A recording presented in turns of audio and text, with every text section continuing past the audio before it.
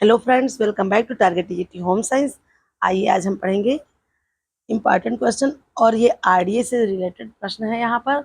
और जो है आईसीएमआर, इसकी स्थापना कब हुई और आरडीए में कितनी ज़्यादा रिक्वायरमेंट आपको चाहिए। आरडीए का फुल फॉर्म क्या है, तो रिकमेंडेड डाइटरी अलाउंस। ठीक है, इन सब चीज़ों को हम जानेंगे। और ये जो आरडीए हम पढ़ेंगे, ठीक है, आरडीए हम कब का पढ़ेंगे, तो 2020। ठीक है, इसके बाद से भी नया डाटा नहीं है। 2020 से जो है जितने भी जुड़े हुए प्रश्न जो है हमको लग रहे हैं कि इम्पॉर्टेंट होंगे, उनको हम पढ़ेंगे। ठीक है, तो आइए जो है बेहतर ढंग से समझते हैं बेहतरीन क्लास को, जो कि आपको मतलब सारी चीज़ें बिल्कुल बढ़िया अच्छे से क्लियर हो जाएंगी और तैयार हो जाएगा। ठीक है, तो आइए फिर रिवीजन करते हैं। पहला प्रश्न हमारा क्या है, तो देखिए जो है समझते हुए चलेंगे। पहला प्रश्न, भारत में पोषण संबंधी मानकों के वैज्ञानिक निर्धारण हेतु Indian council of medical research की स्थापना किस ऐतिहासिक वर्ष में हुई, तो 1911, 1929, 1947, 1950। तो करेक्ट आंसर बी नहीं होगा, यहाँ पर आंसर ए हो जाएगा। ठीक है, 1911 ये आपका आंसर ए हो जाएगा, ये यहाँ पर गलत दिया गया। तो 1911 को जो है इसकी स्थापना हुई थी। ठीक है, याद रखेंगे आप लोग। फिर नेक्स्ट क्वेश्चन क्या कह रहा है कि आईसीएमआर द्वारा भारत में रिकमेंडेड, ठीक है, भारत में याद रखिएगा, रिकमेंडेड डाइटरी अलाउंस आरडीए का प्राथमिक आधिकारिक प्रकाशन किस वर्ष किया गया। तो ऑप्शन आपके पास है 1947, 1950, 1968, 1975। तो करेक्ट आंसर बी हो जाएगा 1950।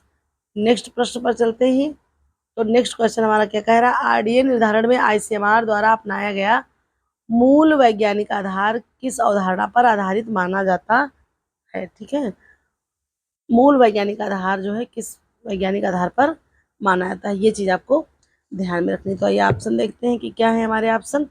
पहला ऑप्शन है हमारा औसत आवश्यकता, फिर अगला है अधिकतम सहनशील सीमा, फिर है न्यूनतम आवश्यकता, फिर है जैव उपलब्धता। तो करेक्ट आंसर आपका ए हो जाएगा। आइए देख लेते हैं ए में क्या है, औसत आवश्यकता। ठीक है, आरडीए निर्धारण में जो अपनाया गया है वैज्ञानिक आधार, वो क्या है, एक मनुष्य की औसत आवश्यकता कितनी होती है उसको रखा गया है। अगले प्रश्न पर चलते हैं। तो अगला प्रश्न क्या है, नवीनतम आरडीए 2020 को भारत में किस संस्थान द्वारा संशोधित एवं प्रकाशित किया गया। ये आप लोगों के लिए इम्पोर्टेंट हो जाता है प्रश्न। तो WHO निन है ना, नेशनल इंस्टीट्यूट ऑफ न्यूट्रिशन, तो इसको जो है क्या कह सकते हैं, हम निन भी कह सकते हैं। जिसका मुख्यालय कहाँ है, आप लोग हमको कमेंट बॉक्स में कमेंट करके बताइए कि निन का मुख्यालय कहाँ पर है। तो WHO, national institute of nutrition, FAO, UNICEF, इन सब का बताइए, स्थापना वर्ष बताइए। WHO के हम बता दे रहे हैं कब है, तो 1948। बाकी आप इन सब का जो है हमको बताइएगा कमेंट बॉक्स में। तो यहाँ पर करेक्ट आंसर बी हो जाएगा, निन ही हो जाएगा यहाँ पर करेक्ट आंसर। ठीक है, national institute of nutrition.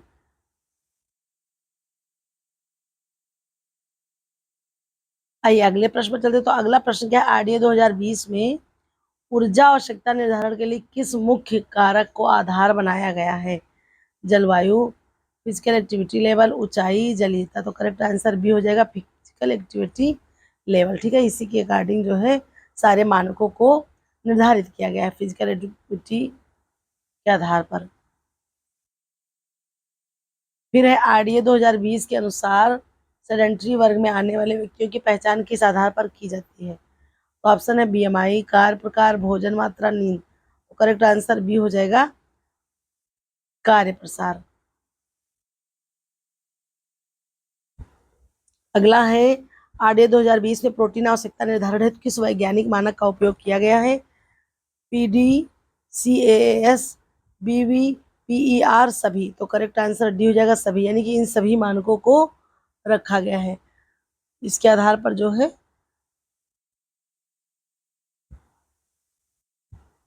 Protein की आवश्यकता का निर्धारण किया गया है। अगला है भारतीय आरडीए 2020 में ऊर्जा की इकाई के रूप में किसे प्राथमिक रूप से स्वीकार किया गया है। जूल हो गया, कैलोरी हो गया, केसीएल हो गया, वाट हो गया। तो करेक्ट आंसर सी हो जाएगा, केसीएल। ठीक है, इस केसीएल को कह सकते हैं या कह सकते हैं कि कैलोरी। ठीक है, इसी को जो है ऊर्जा इकाई के रूप में स्वीकार किया गया है। अगला प्रश्न है, आईसीएमआर द्वारा आरडीए संशोधन का मुख्य उद्देश्य क्या होता है। कृषि सुधार, पोषण स्थिति सुधार, आर्थिक विकास, औद्योगिक विकास। तो करेक्ट आंसर बी हो जाएगा, पोषण स्थिति में सुधार। इसलिए जो है इसमें संशोधन होता रहता है बीच बीच में। अगले प्रश्न पर चलते हैं। तो अगला प्रश्न हमारा क्या है, आरडीए में गर्भवती महिलाओं के लिए अतिरिक्त ऊर्जा आवश्यकता किस निर्धारित की गई, किस आधार पर, ठीक है, यानी कि उनको अतिरिक्त ऊर्जा की आवश्यकता किस आधार पर की गई है आरडीए में जो बताया गया है। तो देखिए ऑप्शन आपके पास वजन, भ्रूण वृद्धि, बीएमआई, जल सेवन। तो करेक्ट आंसर भी हो जाएगा भ्रूण वृद्धि, ठीक है। भ्रूण वृद्धि यानी कि जैसे कि ट्राइमेस्टर आपने देखा होगा, कितने ट्राइमेस्टर होते हैं, तो हमारा गर्भावस्था में जो है 3 ट्राइमेस्टर यानी कि 3 तिमाही चलती हैं। एक कितनी होती है, तो पहली जो है होती है आपकी 1 से 3 माह, ठीक है। दूसरी होती है 3 से 6 माह, फिर तीसरी होती है 6 से 9 माह। तो जैसे जैसे उसकी जो है माह बढ़ते जाते हैं उस हिसाब से उसकी ऊर्जा की आवश्यकता अतिरिक्त बढ़ती जाती है ना, तो इसके आधार पर किया गया है। अगले प्रश्न पर चलते हैं। अगला प्रश्न है, आरडीए 2020 के अनुसार स्तनपान कराने वाली महिलाओं में ऊर्जा आवश्यकता बढ़ने का मुख्य कारण क्या है। हार्मोन, दुग्ध उत्पादन, पाचन, रक्तचाप। तो करेक्ट आंसर भी हो जाएगा दुग्ध उत्पादन, ठीक है। दुग्ध उत्पादन होने की वजह से उनको ऊर्जा की आवश्यकता बढ़ जाती है। अगले प्रश्न पर चलते हैं। अगला प्रश्न है, आरडीए में किशोरावस्था में पोषक तत्वों की आवश्यकता क्यों अधिक होती है, ठीक है।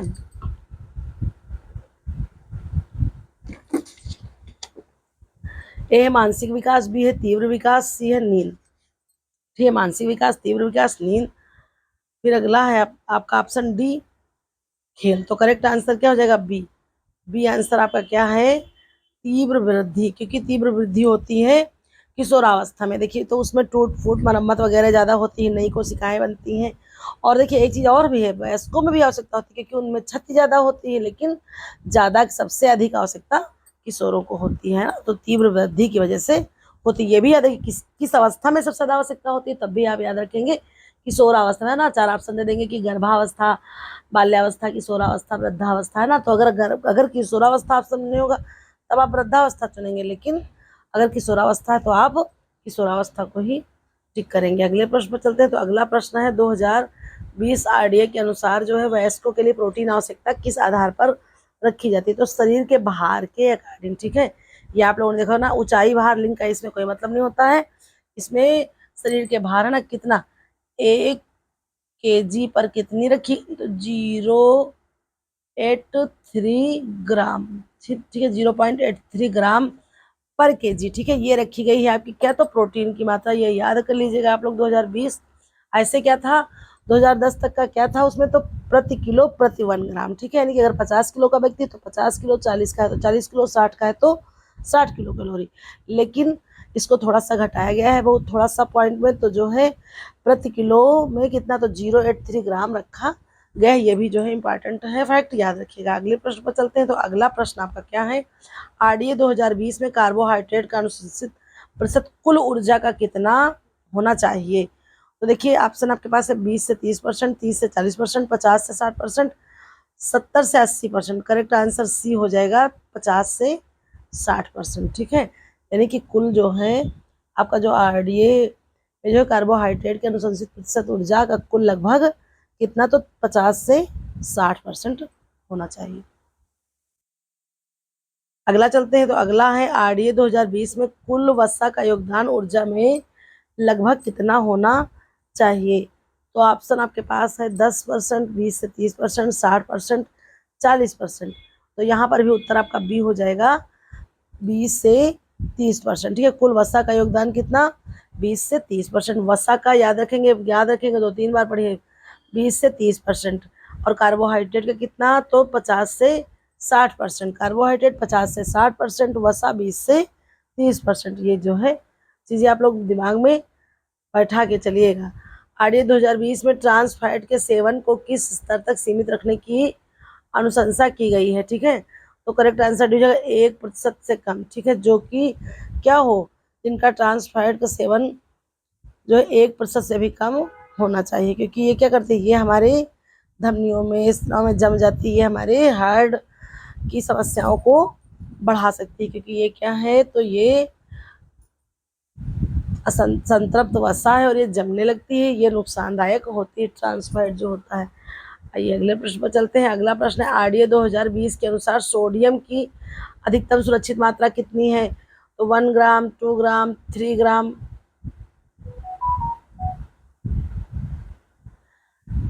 या फिर है डी 5 ग्राम। तो यहाँ पर करेक्ट आंसर क्या हो जाएगा? बी। ठीक है, बी में क्या है? 2 ग्राम। ठीक है, 2 ग्राम चाहिए प्रतिदिन, डेली जो है व्यक्ति को 2 ग्राम ही जो है,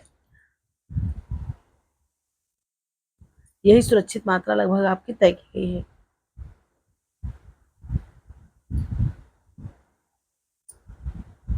आइए अगला प्रश्न देखते हैं। आरडीए 2020 में पोटेशियम की भूमिका किस जैविक कार्य, 1 मिनट,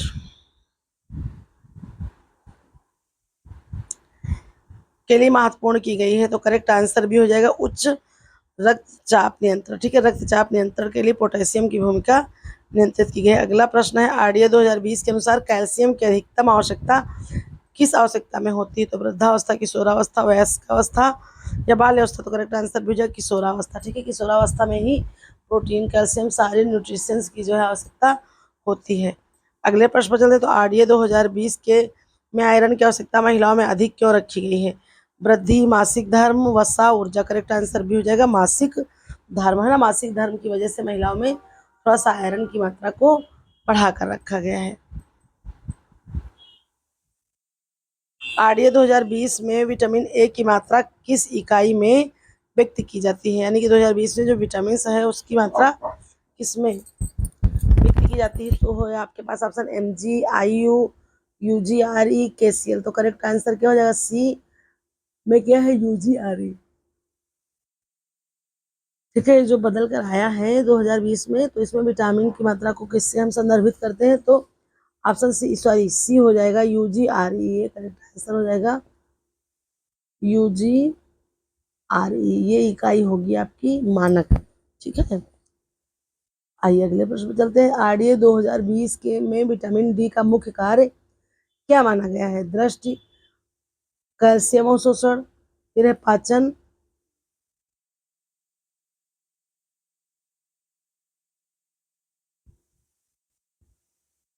फिर है ऊर्जा? करेक्ट आंसर बी हो जाएगा।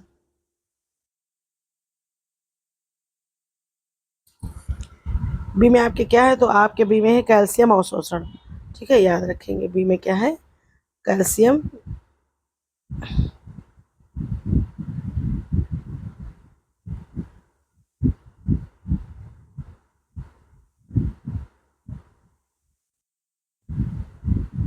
एक मिनट जरा देखें।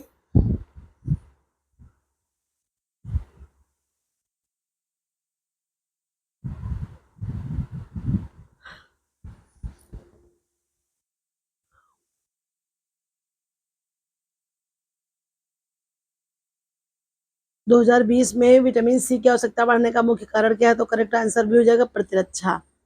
अगले प्रश्न पर चलते हैं, और ये प्रश्न जो है आपके लिए बहुत ही इंपॉर्टेंट है, तो इनको एक बार नजर दौड़ा के या फिर रिवीजन करके ही जो है ध्यान में रखिएगा इन चीजों को। ये रिवीजन करने के लिए ही आपके लिए क्लास हमने बनाई है। ठीक है, तो फाइबर की मात्रा कितनी है अनुशंसित? तो करेक्ट आंसर से हो जाएगा 25 से 40 ग्राम। ठीक है, याद रखेंगे 25 से 40 ग्राम। अगले प्रश्न पर चलते हैं। तो अगला प्रश्न है,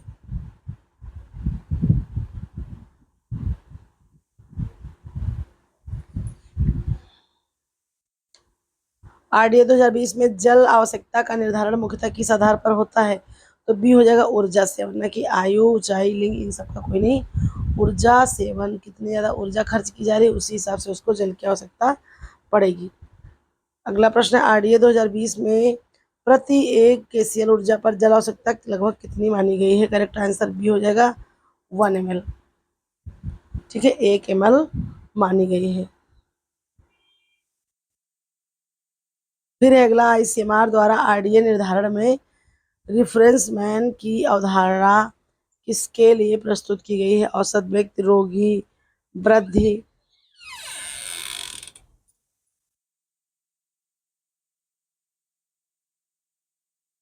डी है बच्चा। तो करेक्ट आंसर क्या हो जाएगा आपका? आपका आंसर हो जाएगा ए। ठीक है, आपका आंसर क्या होने वाला है? ए। अगले क्वेश्चन पर चलते हैं। अगला क्वेश्चन है हमारा, आरडीए 2022 में रिफरेंस वुमेन की अवधारणा किस उद्देश्य से की जाती है? तो आंसर डी हो जाएगा सभी। ठीक है, आंसर हमारा क्या होने वाला है, डी सभी। पोषण आकलन, ऊर्जा गणना, मानक निर्धारण, इन सब को हम गिनते हैं। अगले प्रश्न पर चलते हैं। तो अगला प्रश्न है, आरडीए 2020 में ऊर्जा आवश्यकता का सबसे बड़ा भाग किससे आता है। ठीक है, क्या प्रश्न है, ऊर्जा आवश्यकता का भाग किससे आता है। तो ऑप्शन है बीएमआर, शारीरिक गतिविधि, पाचन, हार्मोन।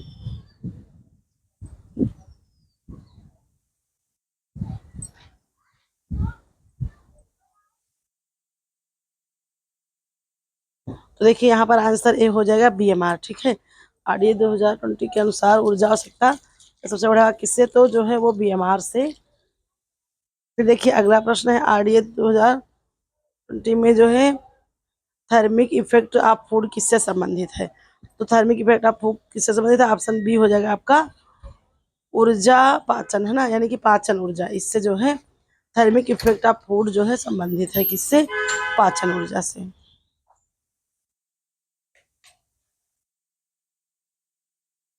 अगला प्रश्न, आरडीए 2020 में पीएएल का पूर्ण रूप क्या है। Protein activity level, physical activity level, power activity level, personal activity level. तो करेक्ट आंसर भी हो जाएगा फिजिकल एक्टिविटी लेवल। ये जो है आपका करेक्ट आंसर हो जाएगा। अगले क्वेश्चन पर चलते। तो अगला है, आरडीए 2020 में बीएमआई का उपयोग, ठीक है, बीएमआई का उपयोग मुख्यतः किसके लिए किया जाता है।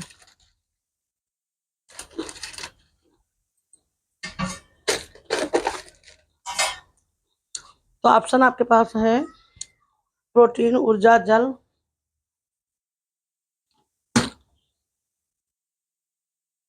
फिर है विटामिन। तो करेक्ट आंसर क्या हो जाएगा, अभी ऊर्जा। ठीक है, बीएमआई का उपयोग अधिकतर जो है मुख्यतः ऊर्जा के लिए किया जाता है।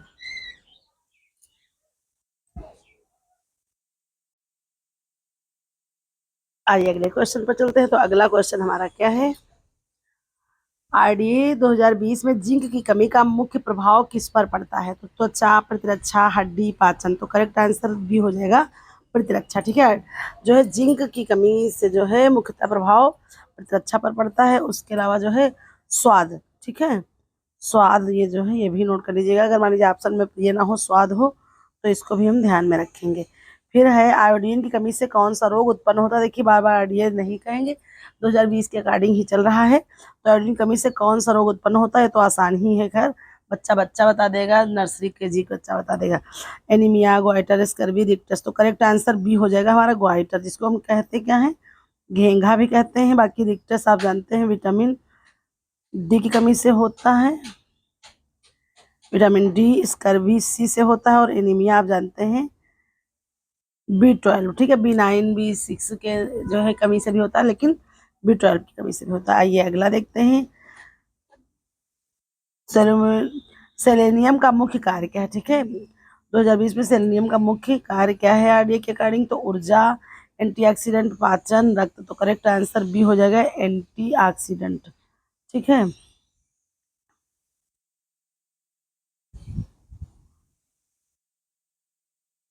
फिर है, मैग्नीशियम की भूमिका मुख्यतः किसमें होती है। तो एंजाइम, पाचन, दृष्टि, रक्त। तो करेक्ट आंसर ए हो जाएगा पाचन क्रिया। ठीक है, सॉरी एंजाइम क्रिया। ठीक है, एंजाइम क्रिया।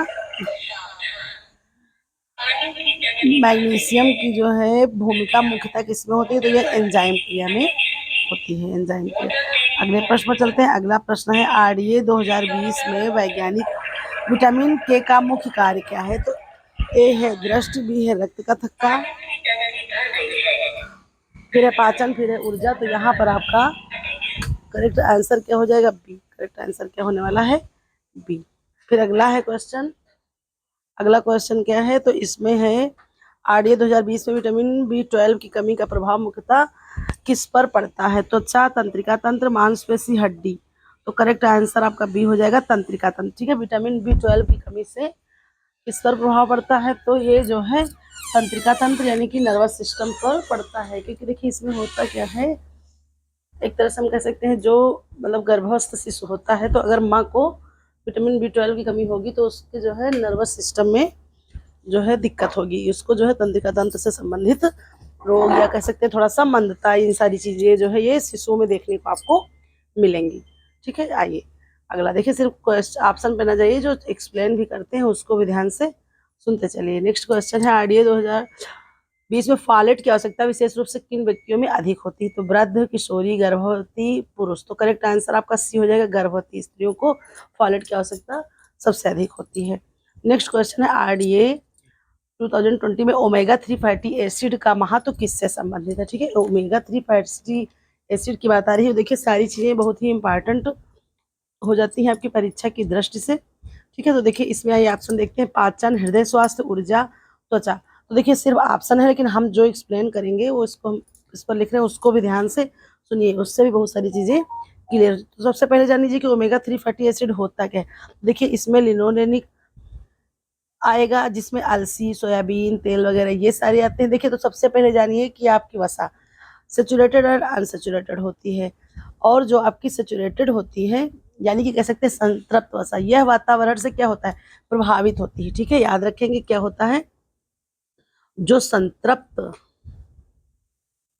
संतृप्त वसा है ये जो है जमती है। ठीक है, याद रखेंगे, वातावरण से प्रभावित होती है। और जो असंतृप्त होती है, असंतृप्त, ठीक है, ये जो है जमती नहीं है, जमती नहीं है, यानी कि कोई प्रभाव नहीं पड़ता है, आप याद रखेंगे। इसके बाद सेचुरेटेड में क्या क्या आता है, तो ब्यूटारिक एसिड हो गया, कॉपरेनिक हो गया, पामेटिक एसिड हो गया, है ना, ल्यूसिक हो गया, माइरिस्टिक हो गया, यानी कि जायफल, मक्खन, गरीगोलिक तेल हो गया, एसिड, है ना। इस प्रकार की ये सारी चीजें आपकी क्या है, संतृप्त वसा के अंतर्गत आती हैं, और ये हमारे हृदय के लिए थोड़ा सा नुकसानदायक होती हैं। और अगला जो आपका आएगा इसी में अनसेचुरेटेड, इसको भी समझिए। अनसेचुरेटेड में होता है असंतृप्त वसा, ये क्या होता है, ये प्रभावित नहीं होती है और ये जमती भी नहीं, तो ये हमारे लिए गुड कोलेस्ट्रॉल मानी जाती है, ये अच्छी मानी जाती है वसा। ठीक है, और इसमें भी दो प्रकार होते हैं, एक होता है मुफा और एक होता है पुफा। तो मुफा के अंतर्गत क्या आता है, पॉलीमेटिक एसिड, जिसमें मछली, जैतून, मछली का तेल, जैतून का तेल, सुअर का तेल, है ना, ओलिक एसिड, राई, सूर्यमुखी, है ना, तिल, ये सारी चीजें किसके अंतर्गत आती है, वो मुफा के अंतर्गत आती है। बाकी पुफा के अंतर्गत देखिए इसमें भी दो होते हैं, एक होता है ओमेगा 3 फैटी एसिड और एक होता है ओमेगा 6। आइए आप देखिए ये आपका था प्रश्न, ओमेगा 3 फैटी एसिड। ठीक है, तो इस पे आइए हम जानते हैं कुछ चीजें। ओमेगा 3 फैटी एसिड, तो इसमें क्या है, लिनोलेनिक, इकोसबसिनोनिक और इसके बाद डोकोसबसेनिक। और इसमें क्या क्या आता है, जैसे इसमें आ जाएगा आपका अलसी और आ जाएगा आपका सोयाबीन। ठीक है, याद रखेंगे, अलसी आएगा, सोयाबीन आएगा, मछली, है ना, मछली का तेल हो गया, सेलफिश मछलियां, मछलियों की अन्य प्रजातियां जितनी भी होती हैं वो सब ओमेगा 3 फैटी एसिड का बेहतरीन उदाहरण होती हैं। ठीक है, तो सब देखिए, अब इतने से आपको वैसे भी समझ में आ गया होगा कि इसका आंसर क्या होगा।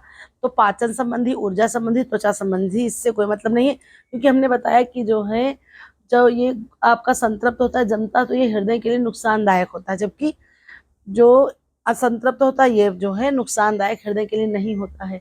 तो उस हिसाब से करेक्ट आंसर बी आपका हो जाएगा, हृदय संबंधी। ठीक है, याद रखेंगे ना, देखिए इतना एक्सप्लेन कर दिए एक प्रश्न में, तो चीजें आपकी क्लियर हो गई होंगी। नेक्स्ट क्वेश्चन पर चलते हैं। नेक्स्ट क्वेश्चन है, आरडीए 2020 में ऊर्जा संतुलन का सिद्धांत किस पर आधारित है? 7 बे बराबर हो जाएगा, यानी फिर है 7 उससे कम बे, केवल वसा। तो करेक्ट आंसर आपका बी हो जाएगा, 7 बराबर वे, ये आपका जो है सिद्धांत होना चाहिए। ठीक है, यानी कि जितना 7 उतना वे। ठीक है, नेक्स्ट क्वेश्चन पर चलते हैं। तो नेक्स्ट क्वेश्चन हमारा है, आईसीएमआर द्वारा आरडीए संशोधन में कौन सा कारक शामिल नहीं होता है? तो देखते हैं भाई कि जो संशोधन हुआ है आरडीए में आईसीएमआर द्वारा, उसमें क्या संशोधन नहीं। तो देखिए ऑप्शन है आपके पास, आयु, फिर है लिंग, फिर है जलवायु, फिर है गतिविधि। तो करेक्ट आंसर क्या हो जाएगा, सी, जलवायु। ठीक है, ये प्रभावित नहीं है। नेक्स्ट क्वेश्चन, और बहुत ही इंपॉर्टेंट क्वेश्चन है ये आप लोगों के लिए, इसको याद रखिएगा। आरडीए 2020 में कार्बोहाइड्रेट का मुख्य कार्य क्या है? तो संरचना, ऊर्जा, पाचन, हार्मोन। करेक्ट आंसर बी हो जाएगा, ऊर्जा, सॉरी, क्या हो जाएगा, कार्बोहाइड्रेट का मुख्य कार्य ऊर्जा। नॉर्मली सी बात है, ऊर्जा ही होगा कार्बोहाइड्रेट का मुख्य कार्य। नेक्स्ट क्वेश्चन पर चलते हैं। तो नेक्स्ट है, आरडीए 2020 में प्रोटीन का मुख्य कार्य, प्रोटीन का मुख्य कार्य हुआ, इससे तो वो सब में वही कार्य होगा, तो उत्तक निर्माण। ठीक है, देखिए ऊतकों का निर्माण, जितनी भी चीजें होती हैं निर्माणार्थ देखिए प्रोटीन होता है। और इसके अलावा देखिए सबसे अधिक आवश्यकता कब होती है, अभी हमने ऊपर क्वेश्चन में आपको बताया है, तो ये होती है आपको किशोरावस्था में। ठीक है, वृद्धावस्था में भी आवश्यकता होती है, लेकिन किशोरावस्था में इसकी आवश्यकता अधिक होती है। नेक्स्ट क्वेश्चन पर चलते हैं। तो नेक्स्ट क्वेश्चन हमारा है आरडीए 2020 में वसा का मुख्य कार्य क्या है? तो ऊर्जा, संरचना, हार्मोन, सभी। तो करेक्ट आंसर डी हो जाएगा, सभी। ठीक है, ये ऊर्जा भी देता है, संरचना हमारा जो स्ट्रक्चर है उसमें भी कार्य देता है, और हार्मोन्स, डिसबैलेंस, बैलेंस, इन सब में भी जो है इसका प्रमुख रोल होता है।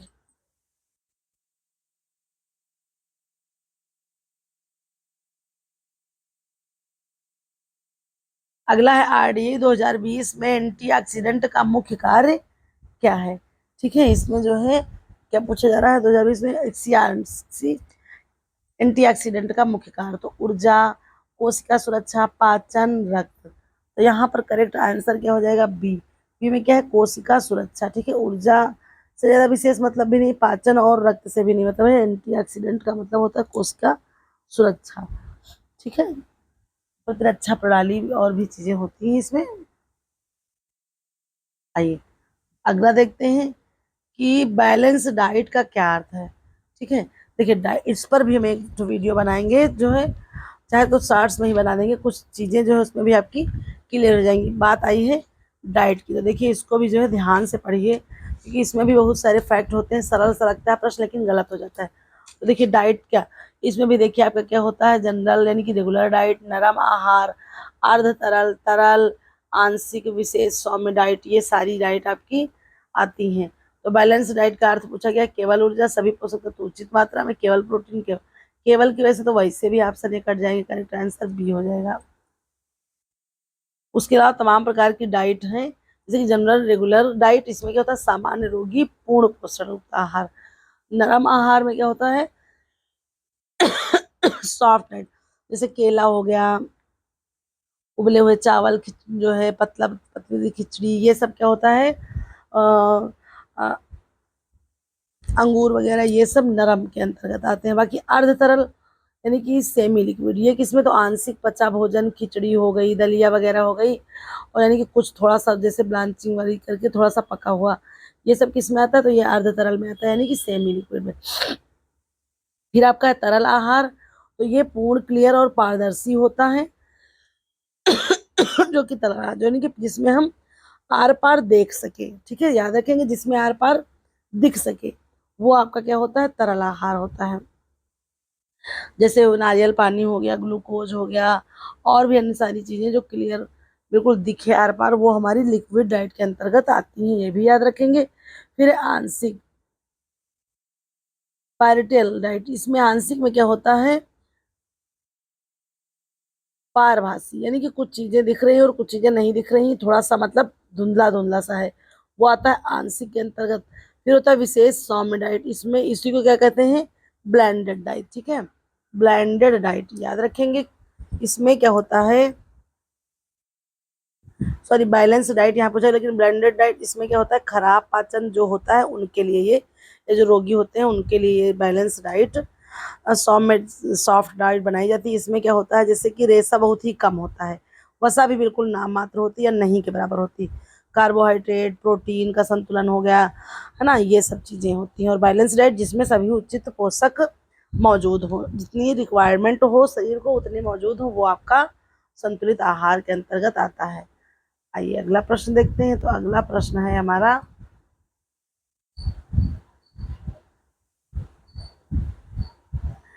दो 2020 में सूक्ष्म पोषक तत्वों का महत्व किससे संबंधित है? ऊर्जा, नियामक, संरचना, पाचन। तो करेक्ट आंसर बी हो जाएगा, नियामक कार्य।